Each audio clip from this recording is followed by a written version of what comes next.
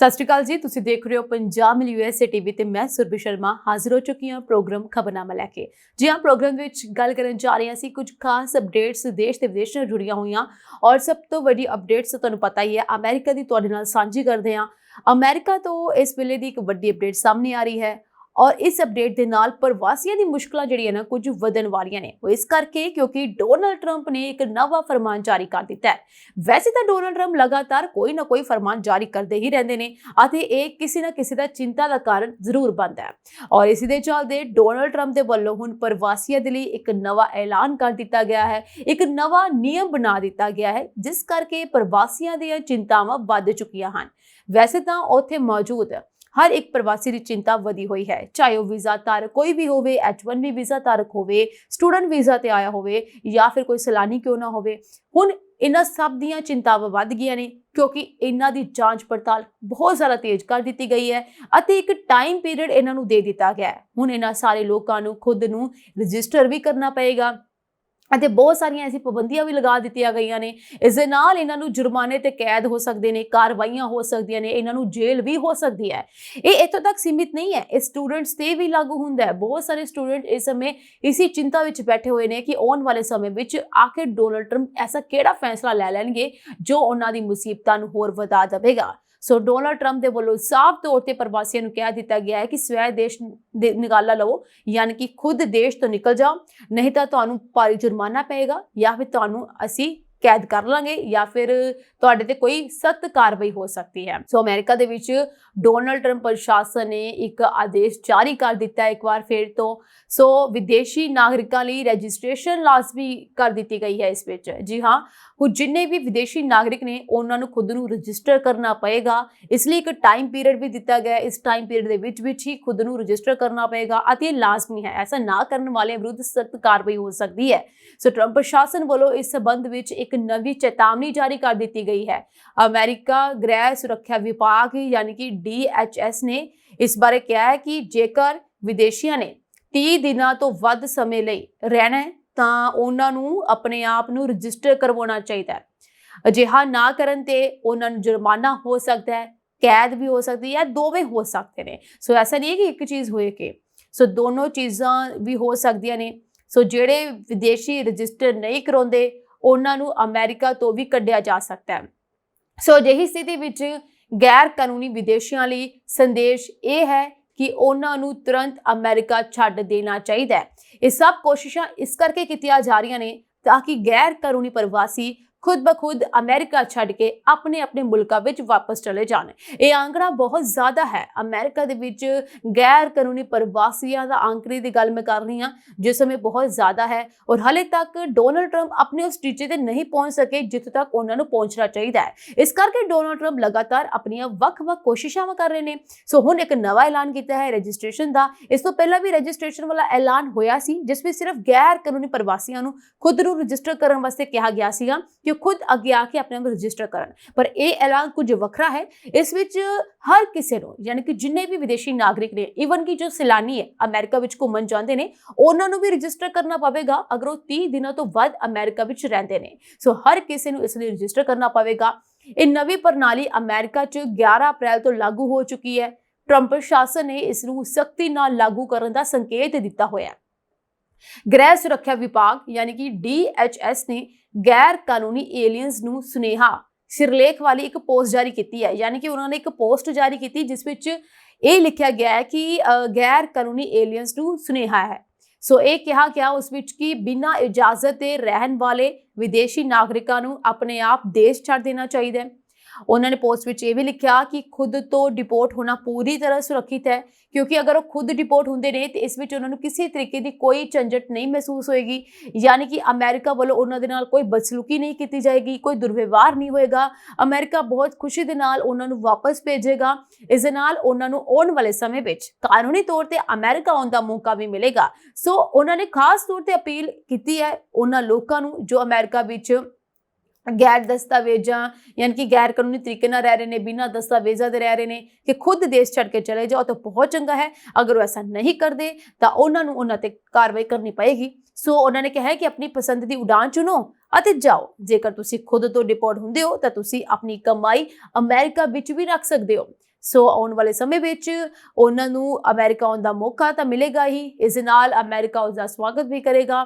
DHS ਨੇ ਇਹ ਵੀ ਕਿਹਾ ਕਿ ਜੇਕਰ ਕੋਈ ਗੈਰ ਕਾਨੂੰਨੀ ਤੌਰ ਤੇ ਅਮਰੀਕਾ ਵਿੱਚ ਰਹਿੰਦਾ ਹੋਇਆ ਪਾਇਆ ਜਾਂਦਾ ਹੈ ਅਤੇ ਉਸ ਨੂੰ ਦੇਸ਼ ਨਿਕਾਲਾ ਦੇਣ ਦਾ ਫੈਸਲਾ ਲਿਆ ਜਾਂਦਾ ਹੈ ਤਾਂ ਉਸ ਨੂੰ ਮੁਸੀਬਤ ਦਾ ਸਾਹਮਣਾ ਕਰਨਾ ਪਵੇਗਾ, ਕਿਉਂਕਿ ਐਸਾ ਬਿਲਕੁਲ ਵੀ ਨਹੀਂ ਹੈ ਕਿ ਦੇਸ਼ ਵਿੱਚ ਰਹਿ ਕੇ ਤੁਹਾਨੂੰ ਦੇਸ਼ ਨਿਕਾਲਾ ਨਾ ਦਿੱਤਾ ਜਾਵੇ ਜਾਂ ਕੋਈ ਸਖਤੀ ਨਾ ਕੀਤੀ ਜਾਏ ਜਾਂ ਫਿਰ ਤੁਹਾਨੂੰ ਕੋਈ ਜੁਰਮਾਨਾ ਨਾ ਹੋਵੇ। ਤੁਹਾਨੂੰ ਤੁਹਾਡੇ ਉੱਤੇ ਕੋਈ ਵੀ ਚੀਜ਼ ਕੀਤੀ ਜਾ ਸਕਦੀ ਹੈ।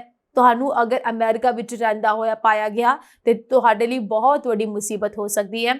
ਉਹਨਾਂ ਨੇ ਖਾਸ ਤੌਰ ਤੇ ਇਹ ਜੋ ਅਪੀਲ ਹੈ ਉਹਨਾਂ ਲੋਕਾਂ ਲਈ ਕੀਤੀ ਹੈ ਜੋ ਅਮਰੀਕਾ ਦੇ ਵਿੱਚ ਗੈਰ ਕਾਨੂੰਨੀ ਤੌਰ ਤੇ ਰਹਿ ਰਹੇ ਨੇ। ਸੋ ਉਹਨਾਂ ਨੇ ਕਿਹਾ ਕਿ ਅਗਰ ਐਸਾ ਹੁੰਦਾ ਹੈ ਜਿਵੇਂ ਕਿ ਕੋਈ ਗੈਰ ਕਾਨੂੰਨੀ ਪ੍ਰਵਾਸੀ ਉਹਨਾਂ ਨੂੰ ਮਿਲਿਆ ਪਾਇਆ ਜਾਂਦਾ ਹੈ, ਉਸਨੂੰ ਰੋਜ਼ $998 ਦਾ ਜੁਰਮਾਨਾ ਭਰਨਾ ਪਵੇਗਾ। ਜੇਕਰ ਕੋਈ ਖੁਦ ਤੋਂ ਡਿਪੋਰਟ ਹੋਣ ਦਾ ਵਾਅਦਾ ਕਰਦਾ ਹੈ, ਜਿਵੇਂ ਕਿ ਅਗਰ ਕਿਸੇ ਨੇ ਕਿਹਾ ਕਿ ਖੁਦ ਡਿਪੋਰਟ ਹੋ ਜਾਏਗਾ ਪਰ ਉਹ ਡਿਪੋਰਟ ਨਹੀਂ ਹੁੰਦਾ ਤੇ ਉਸ ਨੂੰ $1000 ਤੋਂ ਵੱਧ ਕੇ $5000 ਹੋ ਜਾਵੇਗਾ, ਯਾਨੀ ਕਿ ਉਸਦਾ ਜੁਰਮਾਨਾ ਜੋ ਹੈ $1000 ਤੋਂ $5000 ਹੋ ਜਾਵੇਗਾ ਔਰ ਉਸ ਨੂੰ ਰੋਜ਼ਾਨਾ ਇਹ ਜੁਰਮਾਨਾ ਭਰਨਾ ਪਵੇਗਾ। ਜਦੋਂ ਰੋਜ਼ਾਨਾ ਇਹ ਜੁਰਮਾਨਾ ਨਹੀਂ ਭਰ ਪਾਏਗਾ ਤੇ ਖੁਦ ਬ ਖੁਦ ਦੇਸ਼ ਛੱਡ ਕੇ ਚਲਾ ਜਾਏਗਾ। ਇਹੀ ਨੀਤੀ ਬਣਾਈ ਗਈ ਹੈ ਡੋਨਾਲਡ ਟਰੰਪ ਦੇ ਵੱਲੋਂ ਜੁਰਮਾਨੇ ਦੀ ਕਿ ਅਗਰ ਗੈਰ ਕਾਨੂੰਨੀ ਪ੍ਰਵਾਸੀਆਂ ਤੇ ਆਰਥਿਕ ਬੋਝ ਪਾਇਆ ਜਾਵੇ ਤਾਂ ਖੁਦ ਬ ਖੁਦ ਦੇਸ਼ ਛੱਡ ਕੇ ਚਲੇ ਜਾਣਗੇ। ਈਵਨ ਕਿ ਪਹਿਲਾਂ ਵੀ ਇੱਕ ਨਿਯਮ ਲਾਗੂ ਕੀਤਾ ਗਿਆ ਸੀਗਾ ਇਹਨਾਂ ਦੇ ਲਈ, ਇੱਕ ਆਦੇਸ਼ ਜਾਰੀ ਕੀਤਾ ਗਿਆ ਸੀ ਜਿਸ ਵਿੱਚ ਇਹਨਾਂ ਦੇ ਸਰਕਾਰੀ ਕੰਮਕਾਜ ਬੰਦ ਕਰ ਦਿੱਤੇ ਗਏ ਸੀ, ਜਿਸ ਵਿੱਚ ਬੈਂਕ ਨਾਲ ਰਿਲੇਟਡ ਕੰਮਕਾਜ ਜਾਂ ਕੋਈ ਹੋਰ ਸਿਹਤ ਸੰਬੰਧੀ ਕੰਮਕਾਜ ਜੋ ਗਵਰਨਮੈਂਟ ਦੇ ਤੌਰ ਤੇ ਨੇ ਉਹ ਕੋਈ ਨਹੀਂ ਕਰ ਸਕਦੇ ਸੀ। ਉਹਨਾਂ ਦੇ ਇਸ ਚੀਜ਼ ਨੂੰ ਬੰਦ ਕਰ ਦਿੱਤਾ ਗਿਆ ਸੀਗਾ। ਇਹ ਰੀਜ਼ਨ ਇਹੀ ਸੀਗਾ ਕਿ ਅਗਰ ਉਹਨਾਂ ਨੂੰ ਕੋਈ ਸਰਕਾਰੀ ਸਹੂਲਤ ਅਮਰੀਕਾ ਵਿੱਚ ਨਹੀਂ ਮਿਲੇਗੀ ਤੇ ਰੋਜ਼ ਉਹਨਾਂ ਨੂੰ ਜੁਰਮਾਨਾ ਭਰਨਾ ਪਏਗਾ ਤੇ ਖੁਦ ਬ ਖੁਦ ਉਹ ਦੇਸ਼ ਛੱਡ ਦੇਣਗੇ ਤੇ ਇਸ ਚੀਜ਼ ਤੋਂ ਮਜਬੂਰ ਹੋ ਕੇ ਉਹਨਾਂ ਨੂੰ ਅਮਰੀਕਾ ਇੱਕ ਦਿਨ ਛੱਡਣਾ ਪਵੇਗਾ। ਸੋ ਅਜਿਹੇ ਵਿਅਕਤੀ ਨੂੰ ਜੇਲ੍ਹ ਵੀ ਹੋ ਸਕਦੀ ਹੈ ਜਿਸ ਵਿਅਕਤੀ ਨੂੰ ਅਮਰੀਕਾ ਸਰਕਾਰ ਨੇ ਬਿਨਾਂ ਦਸਤਾਵੇਜ਼ਾਂ ਦੇ ਅਮਰੀਕਾ ਵਿੱਚ ਪਾਇਆ ਜਾਂ ਫਿਰ ਜਿਸਨੇ ਇਹ ਕਿਹਾ ਕਿ ਖੁਦ ਨੂੰ ਡਿਪੋਰਟ ਕਰ ਲੇਗਾ ਤੇ ਡਿਪੋਰਟ ਨਹੀਂ ਕਰੇਗਾ। ਸੋ ਉਹਨਾਂ ਤੇ ਸਖਤ ਕਾਰਵਾਈ ਹੋ ਸਕਦੀ ਹੈ। ਗ੍ਰਹਿ ਸੁਰੱਖਿਆ ਵਿਭਾਗ ਨੇ ਪਿਛਲੇ ਹਫਤੇ ਇਹ ਨਵਾਂ ਨਿਯਮ ਪੇਸ਼ ਕੀਤਾ ਸੀ। ਵਾਈਟ ਹਾਊਸ ਦੀ ਪ੍ਰੈਸ ਸਕੱਤਰ ਕੈਰੋਲਿਨ ਨੇ ਵੀ ਕਿਹਾ ਹੈ ਕਿ 30 ਦਿਨਾਂ ਤੋਂ ਵੱਧ ਸਮੇਂ ਲਈ ਅਮਰੀਕਾ ਵਿੱਚ ਰਹਿਣ ਵਾਲੇ ਸਾਰੇ ਵਿਦੇਸ਼ੀ ਨਾਗਰਿਕਾਂ ਨੂੰ ਸੰਘੀ ਸਰਕਾਰ ਕੋਲ ਰਜਿਸਟਰ ਕਰਵਾਉਣਾ ਲਾਜ਼ਮੀ ਹੈ। ਅਜਿਹਾ ਨਾ ਕਰਨ ਵਾਲਿਆਂ ਨੂੰ ਗ੍ਰਿਫਤਾਰ ਕੀਤਾ ਜਾਏਗਾ, ਜੁਰਮਾਨਾ ਕੀਤਾ ਜਾਵੇਗਾ ਤੇ ਦੇਸ਼ ਤੋਂ ਕੱਢ ਦਿੱਤਾ ਜਾਵੇਗਾ। ਅਜਿਹੇ ਲੋਕ ਕਦੇ ਵਾਪਸ ਨਹੀਂ ਆ ਸਕਣਗੇ। ਨਵੇਂ ਨਿਯਮਾਂ ਅਨੁਸਾਰ 11 ਅਪ੍ਰੈਲ ਤੋਂ ਬਾਅਦ ਅਮਰੀਕਾ ਆਉਣ ਵਾਲੇ ਲੋਕਾਂ ਨੂੰ 30 ਦਿਨਾਂ ਦੇ ਅੰਦਰ ਰਜਿਸਟਰ ਕਰਨਾ ਹੋਵੇਗਾ। 14 ਸਾਲ ਦੇ ਬੱਚਿਆਂ ਦੀ ਜੇ ਗੱਲ ਕੀਤੀ ਜਾਵੇ ਤਾਂ ਉਹਨਾਂ ਨੂੰ ਵੀ ਦੁਬਾਰਾ ਰਜਿਸਟ੍ਰੇਸ਼ਨ ਕਰਵਾਉਣੀ ਪਵੇਗੀ ਅਤੇ ਆਪਣੇ ਫਿੰਗਰਪ੍ਰਿੰਟ ਜਮ੍ਹਾਂ ਕਰਵਾਉਣੇ ਪੈਣਗੇ ਤੇ 14 ਸਾਲ ਤੋਂ ਘੱਟ ਉਮਰ ਦੇ ਬੱਚਿਆਂ ਦੇ ਮਾਂ-ਬਾਪ ਨੂੰ ਉਹਨੂੰ ਰਜਿਸਟਰ ਕਰਾਉਣਾ ਪਵੇਗਾ। ਜਿਵੇਂ ਇਸ ਨਵੇਂ ਨਿਯਮ ਦਾ ਐਲਾਨ ਹੋਇਆ, ਕਈ ਸੰਗਠਨਾਂ ਨੇ ਇਸ ਨੂੰ ਉਲਝਣ ਵਾਲਾ ਕਿਹਾ। ਇਸ ਨਾਲ ਪ੍ਰਵਾਸੀਆਂ ਦੀ ਮੁਸ਼ਕਲਾਂ ਹੋਰ ਵੱਧ ਸਕਦੀਆਂ ਨੇ। ਸੋ ਟਰੰਪ ਸਰਕਾਰ ਨੇ ਨਵਾਂ ਫੈਸਲਾ ਤਾਂ ਆਪਣਾ ਸੁਣਾ ਦਿੱਤਾ, ਪਰ ਇਹ ਫੈਸਲੇ ਹਲੇ ਰੁਕਣ ਵਾਲੇ ਨਹੀਂ ਨੇ। ਆਉਣ ਵਾਲੇ ਸਮੇਂ ਵਿੱਚ ਇਹ ਫੈਸਲੇ ਹੋਰ ਵੀ ਜ਼ਿਆਦਾ ਵੱਧ ਸਕਦੇ ਨੇ। ਨਵੇਂ ਐਲਾਨ ਤੁਹਾਨੂੰ ਸੁਣਨ ਨੂੰ ਮਿਲ ਸਕਦੇ ਨੇ ਡੋਨਾਲਡ ਟਰੰਪ ਦੇ ਅਤੇ ਇੱਕ ਵਾਰ ਫਿਰ ਤੋਂ ਉਹਨਾਂ ਨੇ ਰਜਿਸਟ੍ਰੇਸ਼ਨ ਵਾਲਾ ਐਲਾਨ ਤਾਂ ਕੀਤਾ ਹੈ ਪਰ ਹੁਣ ਇੱਕ ਹੋਰ ਨਵਾਂ ਐਲਾਨ ਕਰ ਦਿੱਤਾ ਹੈ ਜਿਸ ਵਿੱਚ ਇਹ ਕਿਹਾ ਜਾ ਰਿਹਾ ਹੈ ਕਿ ਲੱਖਾਂ ਪ੍ਰਵਾਸੀਆਂ ਨੂੰ ਉਹ ਡਿਪੋਰਟ ਕਰਨ ਜਾ ਰਹੇ ਨੇ, ਯਾਨੀ ਕਿ ਇਸ ਯੋਜਨਾ ਉਹਨਾਂ ਨੇ ਬਣਾ ਲਈ ਹੈ। ਵੈਸੇ ਤਾਂ ਡਿਪੋਰਟ ਕਰਨ ਦੀ ਯੋਜਨਾ ਉਹਨਾਂ ਦੀ ਬਹੁਤ ਪੁਰਾਣੀ ਹੈ ਅਤੇ ਕਾਫੀ ਲੰਬੇ ਸਮੇਂ ਤੋਂ ਉਹ ਗੈਰ ਕਾਨੂੰਨੀ ਪ੍ਰਵਾਸੀਆਂ ਨੂੰ ਡਿਪੋਰਟ ਕਰ ਵੀ ਰਹੇ ਨੇ, ਪਰ ਕਿਤੇ ਨਾ ਕਿਤੇ ਉਨੇ ਆંકੜਿਆਂ 'ਚ ਪ੍ਰਵਾਸੀ ਡਿਪੋਰਟ ਨਹੀਂ ਹੋ ਰਹੇ ਜਿੰਨੇ ਡੋਨਾਲਡ ਟਰੰਪ ਚਾਹੁੰਦੇ ਨੇ। ਸੋ ਇਸ ਕਰਕੇ ਉਹਨਾਂ ਨੇ ਗਿਣਤੀ ਤੈਅ ਕਰ ਲਈ ਹੈ ਕਿ ਇੰਨੀ ਕੁ ਗਿਣਤੀ ਦੇ ਲੋਕਾਂ ਨੂੰ ਡਿਪੋਰਟ ਕੀਤਾ ਜਾਏਗਾ ਔਰ ਤੁਹਾਨੂੰ ਦੱਸ ਦਈਏ ਕਿ ਇਹ ਜਿਹੜੀ ਪ੍ਰਕਿਰਿਆ ਹੈ ਬਹੁਤ ਜਲਦੀ ਸ਼ੁਰੂ ਹੋ ਜਾਏਗੀ। ਅਮਰੀਕੀ ਰਾਸ਼ਟਰਪਤੀ ਡੋਨਾਲਡ ਟਰੰਪ ਦੇ ਪ੍ਰਸ਼ਾਸਨ ਨੇ ਆਪਣੇ ਪਹਿਲੇ ਸਾਲ ਦੇ ਕਾਰਜਕਾਲ ਦੌਰਾਨ ਦੇਸ਼ ਤੋਂ 10 ਲੱਖ ਗੈਰ ਕਾਨੂੰਨੀ ਪ੍ਰਵਾਸੀਆਂ ਨੂੰ ਦੇਸ਼ ਨਿਕਾਲਾ ਦੇਣ ਦੀ ਯੋਜਨਾ ਬਣਾਈ ਹੈ।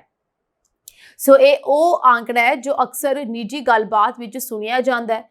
ਇਹ ਰਿਪੋਰਟ ਵਾਸ਼ਿੰਗਟਨ ਪੋਸਟ ਦੁਆਰਾ ਟਰੰਪ ਅਤੇ ਉਹਨਾਂ ਦੇ ਪ੍ਰਸ਼ਾਸਨ ਦੀਆਂ ਯੋਜਨਾਵਾਂ ਤੋਂ ਜਾਣੂ 4 ਮੌਜੂਦਾ ਅਤੇ ਸਾਬਕਾ ਸੰਘੀ ਅਧਿਕਾਰੀਆਂ ਦੇ ਹਵਾਲੇ ਨਾਲ ਦਿੱਤੀ ਗਈ ਹੈ, ਜੋ ਆਪਸ ਵਿੱਚ ਇਹ ਗੱਲਬਾਤ ਕਰਦੇ ਹੋਏ ਸੁਣੇ ਗਏ ਨੇ ਕਿ ਟਰੰਪ ਪ੍ਰਸ਼ਾਸਨ ਅਗਲਾ ਕੀ ਕਦਮ ਚੁੱਕਣ ਜਾ ਰਹੀ ਹੈ ਪ੍ਰਵਾਸੀਆਂ ਦੇ ਵਿਰੁੱਧ।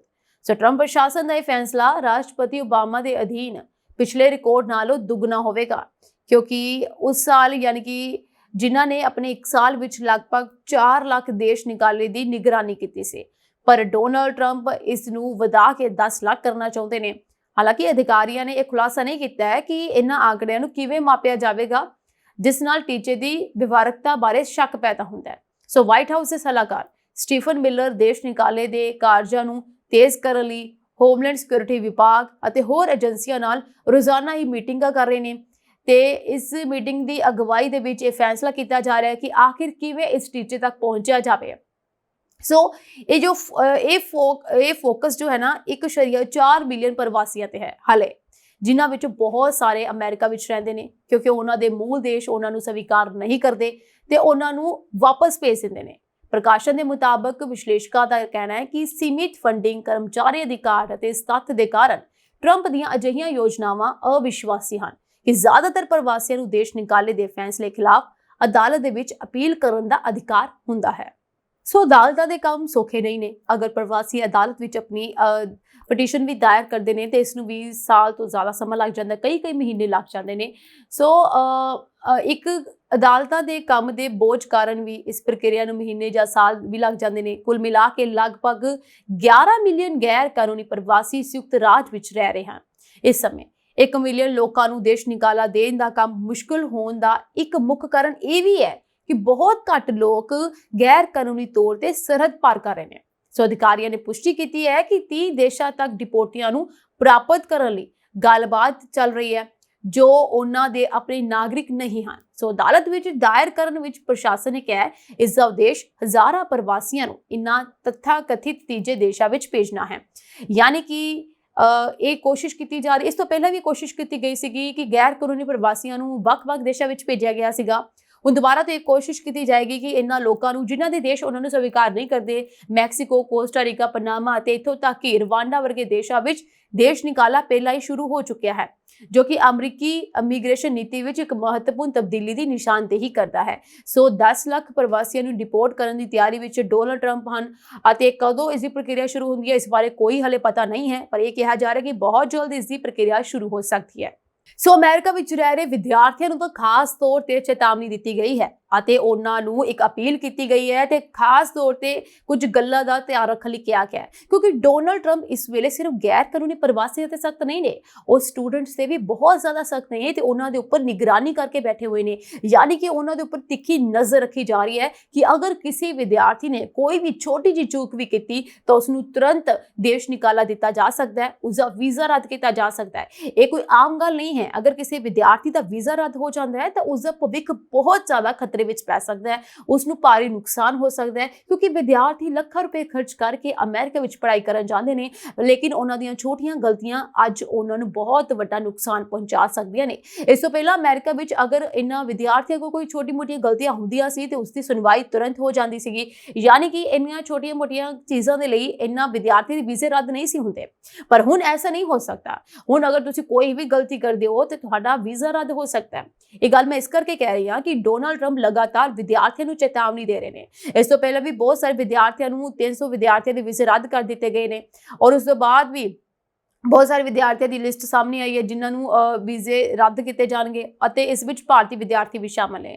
ਇਹ ਉਹ ਵਿਦਿਆਰਥੀ ਨੇ ਜਿਨ੍ਹਾਂ ਨੇ ਕਿਹਾ ਹੈ ਕਿ ਉਹ ਕਿਸੇ ਗਲਤੀ ਦੇ ਵਿੱਚ ਨਹੀਂ ਨੇ, ਯਾਨੀ ਕਿ ਬੇਕਸੂਰ ਵੀ ਨੇ, ਪਰ ਉਹਨਾਂ ਦੇ ਪੁਰਾਣੇ ਰਿਕਾਰਡ, ਜਿਵੇਂ ਕਿ ਉਹਨਾਂ ਨੇ ਕਈ ਸਾਲ ਪਹਿਲਾਂ ਅਗਰ ਕੋਈ ਗਲਤੀ ਕੀਤੀ ਸੀ, 2 ਸਾਲ ਪਹਿਲਾਂ ਕੁਝ ਗਲਤੀ ਕੀਤੀ ਸੀ ਜਿਸ ਦੀ ਸੁਣਵਾਈ ਵੀ ਹੋ ਚੁੱਕੀ ਹੈ, ਉਹਨਾਂ ਨੂੰ ਮੁੱਦਾ ਬਣਾ ਕੇ ਇਹਨਾਂ ਵਿਦਿਆਰਥੀਆਂ ਨੂੰ ਰਿਪੋਰਟ ਕੀਤਾ ਜਾ ਸਕਦਾ ਹੈ। ਇਹਨਾਂ ਦੇ ਵੀਜ਼ੇ ਰੱਦ ਕੀਤੇ ਜਾ ਰਹੇ ਨੇ। ਸੋ ਅਮਰੀਕਾ ਵਿੱਚ ਰਹਿ ਰਹੇ ਅੰਤਰਰਾਸ਼ਟਰੀ ਵਿਦਿਆਰਥੀਆਂ ਦੀ ਨਿਗਰਾਨੀ ਹੁਣ ਬਹੁਤ ਜ਼ਿਆਦਾ ਵੱਧ ਗਈ ਹੈ।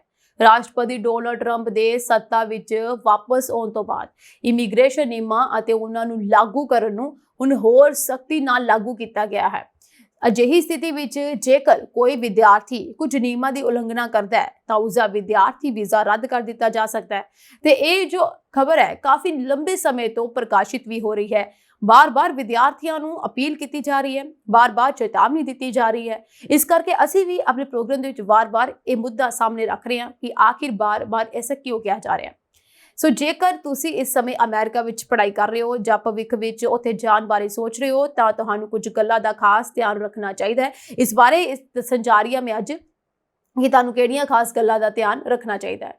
ਅਮਰੀਕਾ ਦੇ ਵਿੱਚ ਵਿਦਿਆਰਥੀ ਨੂੰ ਉਸਦੀ ਪੜ੍ਹਾਈ ਦੇ ਆਧਾਰ ਤੇ ਵੀਜ਼ਾ ਦਿੱਤਾ ਜਾਂਦਾ ਹੈ। ਉਦਾਹਰਨ ਵਜੋਂ F1 ਵੀਜ਼ਾ ਉਹਨਾਂ ਵਿਦਿਆਰਥੀਆਂ ਨੂੰ ਦਿੱਤਾ ਜਾਂਦਾ ਹੈ ਜੋ ਰਵਾਇਤੀ ਅਕੈਡਮਿਕ ਪ੍ਰੋਗਰਾਮਾਂ ਵਿੱਚ ਦਾਖਲਾ ਲੈਂਦੇ ਹਨ, ਜਦਕਿ M1 ਵੀਜ਼ਾ ਉਹਨਾਂ ਵਿਦਿਆਰਥੀਆਂ ਨੂੰ ਦਿੱਤਾ ਜਾਂਦਾ ਹੈ ਜੋ ਕਿ ਕਿੱਤਾ ਮੁਖੀ ਪ੍ਰੋਗਰਾਮਾਂ ਵਿੱਚ ਦਾਖਲਾ ਲੈਂਦੇ ਹਨ। ਅਜਿਹੀ ਸਥਿਤੀ ਵਿੱਚ ਜੇਕਰ ਕੋਈ ਵਿਦਿਆਰਥੀ ਕੋਈ ਗਲਤੀ ਕਰਦਾ ਹੈ ਤਾਂ ਉਸਦਾ ਵੀਜ਼ਾ ਰੱਦ ਕੀਤਾ ਜਾ ਸਕਦਾ ਹੈ। ਇਸ ਹਾਲਤ ਵਿੱਚ ਵਿਦਿਆਰਥੀ ਕੋਲ ਸਿਰਫ ਇੱਕ ਹੀ ਬਦਲ ਬਚਦਾ ਹੈ ਅਤੇ ਉਹ ਹੈ ਅਮਰੀਕਾ ਛੱਡਣਾ, ਅਤੇ ਉਹ ਅਮਰੀਕਾ ਛੱਡਣਾ ਨਹੀਂ ਚਾਹਣਗੇ। ਸੋ ਅਮਰੀਕਾ ਦੇ ਵਿੱਚ ਵਿਦਿਆਰਥੀਆਂ ਲਈ ਇੱਕ ਨਵੀਂ ਮੁਸੀਬਤ ਪੈਦਾ ਹੋ ਚੁੱਕੀ ਹੈ। ਹੁਣ ਤੁਹਾਨੂੰ ਕੁਝ ਖਾਸ ਨਿਯਮਾਂ ਦਾ ਧਿਆਨ ਰੱਖਣਾ ਪਏਗਾ। ਉਹ ਨਿਯਮ ਕੀ ਹਨ, ਇਸ ਦੱਸਦੀ ਹਾਂ ਮੈਂ, ਜਿਸ ਵਿੱਚ ਪਹਿਲਾ ਨਿਯਮ ਇਹ ਹੈ ਕਿ ਵਿਦਿਆਰਥੀ ਆਪਣਾ ਕੋਰਸ ਸ਼ੁਰੂ ਹੋਣ ਤੋਂ ਸਿਰਫ 30 ਦਿਨ ਪਹਿਲਾਂ ਅਮਰੀਕਾ ਜਾ ਸਕਦੇ ਹਨ। ਅਮਰੀਕਾ ਪਹੁੰਚਣ ਤੋਂ ਬਾਅਦ ਵਿਦਿਆਰਥੀ ਲਈ ਆਪਣੀ ਯੂਨੀਵਰਸਿਟੀ ਬਾਰੇ ਡੈਜ਼ਿਗਨੇਟਿਡ ਸਕੂਲ ਅਧਿਕਾਰੀ ਨੂੰ ਸੂਚਿਤ ਕਰਨਾ ਬਹੁਤ ਜ਼ਰੂਰੀ ਹੈ। ਜੇਕਰ ਪੜ੍ਹਾਈ ਦੌਰਾਨ ਕਿਸੇ ਕਿਸਮ ਦੀ ਸਮੱਸਿਆ ਆਉਂਦੀ ਹੈ ਤਾਂ ਵਿਦਿਆਰਥੀ ਨੂੰ ਸਿਰਫ DSO ਨਾਲ ਹੀ ਸੰਪਰਕ ਕਰਨਾ ਪਵੇਗਾ। ਉਸ ਤੋਂ ਬਾਅਦ ਅਗਲਾ ਇਹ ਹੈ ਕਿ ਜੇਕਰ ਕੋਈ ਵਿਦਿਆਰਥੀ ਆਪਣੇ ਕੋਰਸ ਦੀ ਮਿਆਦ ਵਧਾਉਣਾ ਚਾਹੁੰਦੇ ਹੈ ਤਾਂ ਉਸ ਨੂੰ ਕੋਰਸ ਪੂਰਾ ਹੋਣ ਤੋਂ ਪਹਿਲਾਂ DSO ਨਾਲ ਸੰਪਰਕ ਕਰਨਾ ਚਾਹੀਦਾ ਹੈ। ਇਸ ਤੋਂ ਬਾਅਦ ਇਹ ਹੈ ਕਿ F1 ਵੀਜ਼ੇ ਵਾਲੇ ਵਿਦਿਆਰਥੀ ਸਿਰਫ ਤਾਂ ਹੀ ਕੰਮ ਕਰ ਸਕਦੇ ਹਨ ਜੇਕਰ ਉਹਨਾਂ ਦੇ ਕੋਲ ਯੂਨੀਵਰਸਿਟੀ ਦੇ DSO ਤੋਂ ਜਾਂ ਕੁਝ ਮਾਮਲਿਆਂ ਵਿੱਚ USCIS यानी कि US citizenship and immigration services तो इजाजत मिली होवे। उस तो बाद ये है कि कोर्स पूरा होने तो बाद F1 वीज़ा ते पढ़ रहे विद्यार्थियों ਨੂੰ 60 ਦਿਨਾਂ ਦੇ ਅੰਦਰ ਅਮਰੀਕਾ ਛੱਡਣਾ ਪਵੇਗਾ ਅਤੇ M1 ਵੀਜ਼ਾ ਤੇ ਪढ़ ਰਹੇ ਵਿਦਿਆਰਥੀਆਂ ਨੂੰ 30 ਦਿਨਾਂ ਦੇ ਅੰਦਰ ਅਮਰੀਕਾ ਛੱਡਣਾ ਪਵੇਗਾ। ਸੋ ਹੁਣ ਵਿਦਿਆਰਥੀਆਂ ਨੂੰ ਭੁੱਲ ਕੇ ਵੀ ਕੁਝ ਗਲਤੀਆਂ ਨਹੀਂ ਕਰਨੀਆਂ ਚਾਹੀਦੀਆਂ ਜਿਸ ਕਾਰਨ ਉਹਨਾਂ ਦੇ ਵੀਜ਼ੇ ਰੱਦ ਹੋ ਜਾਣ। ਵੀਜ਼ਾ ਰੱਦ ਕਰਨ ਦਾ ਫੈਸਲਾ ਅਮਰੀਕੀ ਵਿਦੇਸ਼ ਵਿਭਾਗ ਜਾਂ ਕਿਸੇ ਵੀ ਅਮਰੀਕੀ ਕੰਸੂਲੇਟ ਅਧਿਕਾਰੀ ਦੁਆਰਾ ਲਿਆ ਜਾ ਸਕਦਾ ਹੈ। ਯਾਨੀ ਕਿ ਕੋਈ ਪਾਰਟਿਕੂਲਰ ਖਾਸ ਅਧਿਕਾਰੀ ਨੂੰ ਇਸ ਦਾ ਹੱਕ ਨਹੀਂ ਦਿੱਤਾ ਗਿਆ ਜਾਂ ਫਿਰ ਮੈਂ ਕਹਾਂ ਕਿਸੇ ਏਜੰਸੀ ਨੂੰ ਨਹੀਂ ਦਿੱਤਾ ਗਿਆ। ਇਹ ਕੰਸੂਲੇਟ ਜਾਂ ਵੀਜ਼ਾ ਅਧਿਕਾਰੀ ਜੋ ਨੇ ਉਹ ਆਰਾਮ ਦੇ ਨਾਲ ਤੁਹਾਡਾ ਵੀਜ਼ਾ ਰੱਦ ਕਰ ਸਕਦੇ ਨੇ। ਸੋ ਇਸਦੇ ਕੁਝ ਖਾਸ ਕਾਰਨ ਹੈ ਜਿਨ੍ਹਾਂ ਦੇ ਕਰਕੇ ਤੁਹਾਡੇ ਵੀਜ਼ੇ ਰੱਦ ਹੋ ਸਕਦੇ ਨੇ, ਜਿਸ ਵਿੱਚ ਪਹਿਲਾ ਕਾਰਨ ਇਹ ਹੈ ਕਿ ਸੁਰੱਖਿਆ, ਅਪਰਾਧ, ਸਿਹਤ, ਆਰਥਿਕ ਜਾਂ ਕਿਸੇ ਹੋਰ ਕਾਰਨ ਕਰਕੇ ਤੁਹਾਡਾ ਵੀਜ਼ਾ ਰੱਦ ਹੋ ਸਕਦਾ ਹੈ। ਜੇਕਰ ਵੀਜ਼ਾ ਧਾਰਕ ਲੋੜੀਂਦੇ ਮਾਪਦੰਡ ਪੂਰੇ ਨਹੀਂ ਕਰਦਾ ਤਾਂ ਤੁਹਾਡਾ ਵੀਜ਼ਾ ਰੱਦ ਹੋ ਸਕਦਾ ਹੈ। ਜੇਕਰ ਕਾਨੂੰਨ ਦੀ ਉਲੰਘਣਾ ਦੀ ਸੰਭਾਵਨਾ ਹੋਵੇ ਤਾਂ ਵੀ ਰੱਦ ਹੋ ਸਕਦਾ ਹੈ।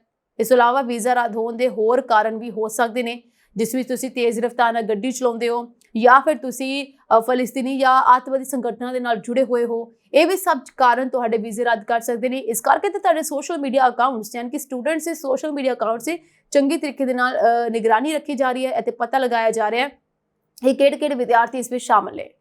ਸੋ ਜੇਕਰ ਕੋਈ ਵਿਦਿਆਰਥੀ DSO ਨੂੰ ਦੱਸੇ ਬਿਨਾਂ ਕੋਰਸ ਛੱਡ ਦਿੰਦਾ ਹੈ ਤਾਂ ਇਸ ਨੂੰ ਵੀਜ਼ਾ ਨਿਯਮਾਂ ਦੀ ਉਲੰਘਣਾ ਮੰਨਿਆ ਜਾਵੇਗਾ ਅਤੇ ਵੀਜ਼ਾ ਰੱਦ ਕਰ ਦਿੱਤਾ ਜਾ ਸਕਦਾ ਹੈ।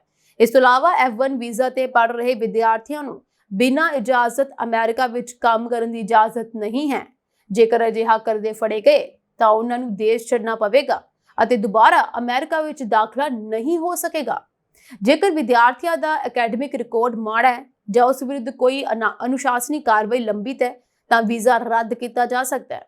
ਇਸ ਤੋਂ ਇਲਾਵਾ ਜੇਕਰ ਵਿਦਿਆਰਥੀ ਦੇ ਕੋਲ ਆਪਣੀ ਪੜ੍ਹਾਈ ਅਤੇ ਰਹਿਣ ਸਹਿਣ ਦੇ ਖਰਚਿਆਂ ਨੂੰ ਪੂਰਾ ਕਰਨ ਲਈ ਕਾਫੀ ਪੈਸੇ ਨਹੀਂ ਹਨ ਤਾਂ ਉਸ ਦਾ ਵੀਜ਼ਾ ਵੀ ਰੱਦ ਕੀਤਾ ਜਾ ਸਕਦਾ ਹੈ, ਕਿਉਂਕਿ ਵਿਦਿਆਰਥੀ ਦੇ ਕੋਲ ਆਪਣੇ ਰਹਿਣ ਸਹਿਣ ਲਈ ਉਨੇ ਪੈਸੇ ਹੋਣੇ ਚਾਹੀਦੇ ਨੇ। ਸੋ ਹੋਰ ਵੀ ਬਹੁਤ ਸਾਰੇ ਕਾਰਨ ਨੇ। ਨਵਾਂ ਪਤਾ ਨਾ ਦੱਸਣਾ, ਕਿਸੇ ਵਿਰੁੱਧ ਪ੍ਰਦਰਸ਼ਨ ਵਿੱਚ ਹਿੱਸਾ ਲੈਣਾ, ਟ੍ਰੈਫਿਕ ਨਿਯਮਾਂ ਦੀ ਉਲੰਘਣਾ ਕਰਨਾ, ਇਹ ਵੀ ਬਹੁਤ ਮੁੱਖ ਕਾਰਨ ਨੇ ਜਿਨ੍ਹਾਂ ਕਰਕੇ ਤੁਹਾਡੇ ਵੀਜ਼ੇ ਰੱਦ ਹੋ ਸਕਦੇ ਨੇ। ਇਸ ਕਰਕੇ ਇਹ ਕਿਹਾ ਜਾ ਰਿਹਾ ਕਿ ਤੁਹਾਨੂੰ ਨਿੱਕੀ ਚੀਜ਼ ਦਾ ਖਾਸ ਧਿਆਨ ਰੱਖਣਾ ਪਵੇਗਾ ਤਾਂ ਕਿ ਤੁਹਾਡੇ ਵੀਜ਼ੇ ਰੱਦ ਨਾ ਹੋ ਸਕਣ ਅਤੇ ਤੁਹਾਨੂੰ ਕਿਸੇ ਤਰੀਕੇ ਦਾ ਮੁਸ਼ਕਲ ਦਾ ਸਾਹਮਣਾ ਨਾ ਕਰਨਾ ਪਵੇ। ਜੀ ਹਾਂ, ਹੁਣ ਗੱਲ ਕਰਦੇ ਹਾਂ ਜੀ ਭਾਰਤ ਦੀ। ਭਾਰਤ ਦੇ ਵਿੱਚ ਬਹੁਤ ਸਾਰੀਆਂ ਮੋਟਰ ਵਹੀਕਲ ਚੱਲਦੀਆਂ ਨੇ ਔਰ ਇਹਨਾਂ ਮੋਟਰ ਵਹੀਕਲ ਨੂੰ ਲੋਕ ਕਾਫੀ ਸਾਲ ਤੱਕ ਚਲਾਉਣਾ ਪਸੰਦ ਵੀ ਕਰਦੇ ਨੇ। ਕਈਆਂ ਦੀ ਤਾਂ ਮੋਟਰ ਵਹੀਕਲ ਜੋ ਹੁੰਦੀਆਂ ਨੇ ਕਾਫੀ ਜ਼ਿਆਦਾ ਮਨਪਸੰਦ ਹੁੰਦੀਆਂ ਨੇ, 25 30 ਸਾਲ ਤੱਕ ਉਹਨਾਂ ਦੇ ਨਾਲ ਰਹਿੰਦੀਆਂ ਨੇ। ਪਰ ਹੁਣ ਐਸਾ ਨਹੀਂ ਹੋ ਸਕਦਾ ਕਿਉਂਕਿ ਦੇਸ਼ ਦੀ ਰਾਜਧਾਨੀ ਦਿੱਲੀ ਦੇ ਵਿੱਚ ਇੱਕ ਖਾਸ ਨਿਯਮ ਬਣ ਚੁੱਕਿਆ ਹੈ। ਸਖਤ ਰੂਲ ਅਪਲਾਈ ਕਰ ਦਿੱਤਾ ਗਿਆ ਹੈ, ਜਿਸ ਦੇ ਤਹਿਤ ਅਗਰ ਤੁਹਾਡੇ ਕੋਲ ਕੋਈ ਪੁਰਾਣੀ ਮੋਟਰ ਵਹੀਕਲ ਹੈ ਯਾਨੀ ਕਿ ਕੋਈ ਵੀ ਐਸੀ ਪੁਰਾਣੀ ਗੱਡੀ ਹੈ ਤੇ ਤੁਹਾਨੂੰ ਉਸ ਦਾ ਕਾਰਵਾਈ ਦਾ ਸਾਹਮਣਾ ਕਰਨਾ ਪਏਗਾ ਤੇ ਤੁਹਾਡੇ ਤੇ ਸਖਤ ਕਾਰਵਾਈ ਹੋ ਸਕਦੀ ਹੈ, ਤੁਹਾਨੂੰ ਜੁਰਮਾਨਾ ਵੀ ਹੋ ਸਕਦਾ ਹੈ ਤੇ ਇਸ ਦੇ ਨਾਲ ਤੁਹਾਡੀ ਗੱਡੀ ਵੀ ਜਾ ਸਕਦੀ ਹੈ। ਇਸ ਕਰਕੇ ਇੱਕ ਬਹੁਤ ਵੱਡਾ ਆંકੜਾ ਸਾਹਮਣੇ ਆਇਆ ਹੈ ਇਸ ਸਮੇਂ ਦਿੱਲੀ ਤੋਂ, ਜਿਸ ਵਿੱਚ 55 ਲੱਖ ਦੀ ਗਿਣਤੀ ਦੇ ਵਿੱਚ ਰਜਿਸਟ੍ਰੇਸ਼ਨਸ ਰੱਦ ਕਰ ਦਿੱਤੀਆਂ ਗਈਆਂ ਨੇ। ਤੁਸੀਂ ਖੁਦ ਸੋਚੋ, 55 ਲੱਖ ਗੱਡੀਆਂ ਦੀ ਰਜਿਸਟ੍ਰੇਸ਼ਨ ਜੋ ਹੈ ਹੁਣ ਨਹੀਂ ਹੋ ਸਕਦੀ, ਯਾਨੀ ਕਿ ਇਹ 55 ਲੱਖ ਗੱਡੀਆਂ ਹੁਣ ਸੜਕਾਂ ਤੇ ਨਹੀਂ ਦੌੜਨਗੀਆਂ।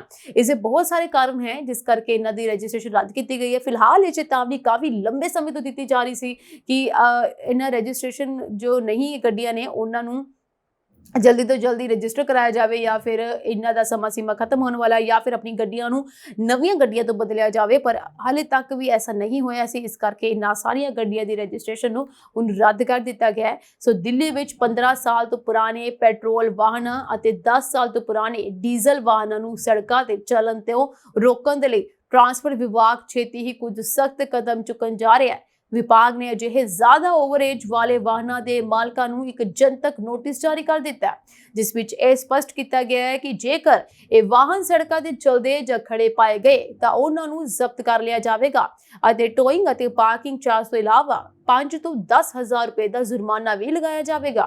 इन्ना ही नहीं, जल्दी ही अजिहे वाहनों नूं पेट्रोल पंपां अते CNG स्टेशनां ते भी तेल नहीं मिलेगा, जिस तो बाद ये गड्डियां खुद ही उत्ते नहीं चलणगियां। इसलिए 477 पेट्रोल अते CNG पंपां ते कैमरे लगाए गए हैं ताकि इन्हां वाहनां दी निगरानी रख सके। सो हुण ट्रांसपोर्ट विभाग बहुत ज़्यादा सख्त हो चुके हैं। ट्रांसपोर्ट विभाग के अधिकारी अनुसार हुण तक 372 पेट्रोल पंपां अते 105 CNG स्टेशनां ते कैमरे लगाए जा चुके हैं। ये कैमरे अगले 10-15 दिनों विच बाकी रहिंदे 23 पेट्रोल पंपां अते CNG स्टेशनां ते लगाए जाणगे, जिस तो बाद ओवरेज वाहनां नूं बालन मिलना बंद हो जाएगा। जिवें ही कोई ओवरेज वाहन पेट्रोल पंप या CNG स्टेशन ते पहुंचदा है, ये कैमरे वाहन दी नंबर प्लेट पढ़ लैणगे ਅਤੇ तुरंत उसकी पछाण कर लेंगे ਅਤੇ पेट्रोल पंप के स्टाफ ਨੂੰ सुचेत कर देंगे, जिस तो बाद पेट्रोल पंप मालक उस विच या फिर पेट्रोल पंप के अधिकारी उस विच पेट्रोल नहीं पाएंगे।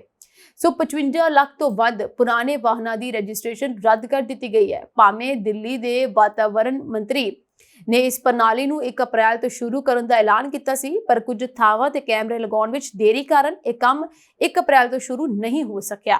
इस दौरान ट्रांसपोर्ट विभाग ने एक जनतक नोटिस जारी करके ओवरेज हो चुके वाहनों के मालकों ਨੂੰ सूचित किया कि दिल्ली ਵਿੱਚ रजिस्टर्ड 55 ਲੱਖ ਤੋਂ ਵੱਧ ਅਜਿਹੇ ਪੁਰਾਣੇ ਵਾਹਨਾਂ ਦੀ ਰਜਿਸਟ੍ਰੇਸ਼ਨ ਰੱਦ ਕਰ ਦਿੱਤੀ ਗਈ ਹੈ। ਅਜਿਹੇ ਵਾਹਨਾਂ ਦੀ ਪੂਰੀ ਸੂਚੀ ट्रांसपोर्ट विभाग की वैबसाइट ਤੇ ਅਪਲੋਡ कर दी गई है। सो हुण ऐसियां गड्डियां मिलन ते जब्त हो जाणगियां। ट्रांसपोर्ट विभाग ने स्पष्ट कर दिता है कि कार के बाहर वाली जगह नूं भी जनतक स्थान मन्निया जाएगा अते इसलिए जेकर कोई व्यक्ति अपने घर के बाहर इन्हां पुराने वाहनों नूं खड़े करदा है तो उस वाहन नूं जब्त कर लिया जाएगा। लोकां नूं स्क्रैप नीति तहत अपने वाहनों नूं निजी पार्किंग थावां ते पार्क करन जां उन्हां नूं स्क्रैप करन लई ऑनलाइन अर्जी देण लई कहा गया है। इस तो इलावा रजिस्ट्रेशन मिति की म्याद पुगन तो 1 साल के अंदर दिल्ली NCR तो बाहर अजिहे वाहनों नूं ले जाण लई भी NOC लिया जा सकता है ਅਤੇ NOC ਪ੍ਰਾਪਤ ਕਰਨ ਦੇ 1 ਮਹੀਨੇ ਦੇ ਅੰਦਰ ਵਾਹਨ ਨੂੰ ਕਿਸੇ ਹੋਰ ਰਾਜ ਵਿੱਚ ਲਿਜਾਇਆ ਜਾ ਸਕਦਾ ਹੈ ਅਤੇ ਉੱਥੇ ਰਜਿਸਟਰ ਕੀਤਾ ਜਾ ਸਕਦਾ ਹੈ। ਹਾਲਾਂਕਿ 1 ਸਾਲ ਬਾਅਦ ਵੀ NOC ਨਹੀਂ ਦਿੱਤੀ ਜਾਵੇਗੀ। ਸੋ ਦਿੱਲੀ ਦੇ ਵਿੱਚ ਤਾਂ ਖਾਸ ਨਿਯਮ ਲਾਗੂ ਕਰ ਦਿੱਤੇ ਗਏ ਨੇ। ਹੌਲੀ ਹੌਲੀ ਇਹ ਕਿਹਾ ਜਾ ਰਿਹਾ ਹੈ ਕਿ ਪੂਰੇ ਦੇਸ਼ ਦੇ ਵਿੱਚ ਵੀ ਇਹ ਨਿਯਮ ਲਾਗੂ ਹੋ ਜਾਵੇਗਾ, ਜਿਸ ਵਿੱਚ ਜੋ ਰਜਿਸਟਰ ਵਾਹਨ ਨਹੀਂ ਹਨ ਉਹਨਾਂ ਦੀ ਰਜਿਸਟ੍ਰੇਸ਼ਨ ਖਤਮ ਕਰ ਦਿੱਤੀ ਜਾਵੇਗੀ, ਉਹਨਾਂ ਨੂੰ ਜ਼ਬਤ ਕਰ ਲਿਆ ਜਾਵੇਗਾ। ਇਸ ਕਰਕੇ ਲੋਕਾਂ ਨੂੰ ਅਪੀਲ ਕੀਤੀ ਗਈ ਹੈ ਕਿ ਅਗਰ ਉਹਨਾਂ ਦੇ ਕੋਲ ਹਲੇ ਵੀ ਪੁਰਾਣੇ ਯਾਨੀ ਕਿ 올ਡ ਏਜ ਵਾਹਨ ਹਨ ਤੇ ਉਹਨਾਂ ਨੂੰ ਤੁਰੰਤ ਬਦਲਿਆ ਜਾਵੇ ਜਾਂ ਫਿਰ ਉਹਨਾਂ ਦੀ ਰਜਿਸਟਰੀ ਕਰਾਈ ਜਾਵੇ, ਕਿਉਂਕਿ ਅਗਰ ਉਹਨਾਂ ਦੇ ਵਾਹਨ ਕਿਤੇ ਖੜੇ ਪਾਏ ਜਾਂਦੇ ਹਨ ਤੇ ਉਹਨਾਂ ਤੇ ਤੁਰੰਤ ਕਾਰਵਾਈ ਹੋ ਜਾਵੇਗੀ। ਇਸ ਨਾਲ ਹੀ ਵਾਹਨ ਮਾਲਕ ਦੇ ਉੱਤੇ ਜੁਰਮਾਨਾ ਲੱਗੇਗਾ, ਜਿਸ ਦੀ ਕੀਮਤ ਵੀ 5,000 ਤੋਂ 10,000 ਹੋਵੇਗੀ ਅਤੇ ਉਸ ਨੂੰ ਇਸ ਦਾ ਜਵਾਬਦੇਹੀ ਹੋਣਾ ਪਵੇਗਾ। ਫਿਲਹਾਲ ਇਹਨਾਂ ਸਾਰੇ ਲੋਕਾਂ ਨੂੰ ਇੱਕ ਨੋਟਿਸ ਜਾਰੀ ਕਰ ਦਿੱਤਾ ਗਿਆ ਹੈ। ਇਸ ਨੋਟਿਸ ਤੋਂ ਬਾਅਦ ਅਗਰ ਕੋਈ ਇਸ ਤੇ ਅਮਲ ਨਹੀਂ ਕਰਦਾ ਤਾਂ ਉਸ ਤੇ ਕਾਰਵਾਈ ਹੋ ਸਕਦੀ ਹੈ। ਸੋ ਇਹ ਸੀ ਜੀ ਅੱਜ ਦੇ ਪ੍ਰੋਗਰਾਮ ਖਬਰਨਾਮਾ ਦੇ ਵਿੱਚ ਕੁਝ ਖਾਸ ਅਪਡੇਟਸ ਦੇਸ਼ ਤੇ ਵਿਦੇਸ਼ ਨਾਲ ਜੁੜੀਆਂ ਹੋਈਆਂ, ਜਿਸ ਵਿੱਚ ਅਸੀਂ ਗੱਲ ਕੀਤੀ ਡੋਨਾਲਡ ਟਰੰਪ ਵੱਲੋਂ ਲਏ ਗਏ ਨਵੇਂ ਫੈਸਲਿਆਂ ਦੇ ਬਾਰੇ ਅਤੇ ਇਸ ਤੋਂ ਇਲਾਵਾ ਹੋਰ ਕੀ ਕੁਝ ਨਵੇਂ ਫੈਸਲੇ ਆਉਣ ਵਾਲੇ ਸਮੇਂ ਵਿੱਚ ਹੋ ਸਕਦੇ ਨੇ, ਇਸ ਬਾਰੇ ਤੁਹਾਨੂੰ ਅਗਲੇ ਪ੍ਰੋਗਰਾਮ ਵਿੱਚ ਦੱਸਾਂਗੇ। ਫਿਲਹਾਲ ਲਈ ਤੁਸੀਂ ਮੈਨੂੰ ਯਾਨੀ ਕਿ ਸੁਰਭੀ ਸ਼ਰਮਾ ਤੋਂ ਇਜਾਜ਼ਤ। ਤੁਹਾਡੇ ਸਭ ਦਾ ਬਹੁਤ ਬਹੁਤ ਧੰਨਵਾਦ। ਸਾਡੇ ਪ੍ਰੋਗਰਾਮ ਨੂੰ ਲਾਈਕ ਸ਼ੇਅਰ ਸਬਸਕ੍ਰਾਈਬ ਕਰਨਾ ਨਾ ਭੁੱਲਣਾ। ਸਾਡੇ ਪ੍ਰੋਗਰਾਮ ਨੂੰ ਲਾਈਕ ਕਰਨਾ, ਸਾਡੇ ਪ੍ਰੋਗਰਾਮ ਨੂੰ ਲਾਈਕ ਜ਼ਰੂਰ ਕਰਨਾ, ਕਮੈਂਟ ਜ਼ਰੂਰ ਕਰਨਾ ਅਤੇ ਸਾਡੇ ਚੈਨਲ ਨੂੰ ਲਾਈਕ ਸ਼ੇਅਰ ਸਬਸਕ੍ਰਾਈਬ ਕਰਨਾ ਨਾ ਭੁੱਲਣਾ। ਤੁਹਾਡੇ ਸਭ ਦਾ ਬਹੁਤ ਬਹੁਤ ਧੰਨਵਾਦ।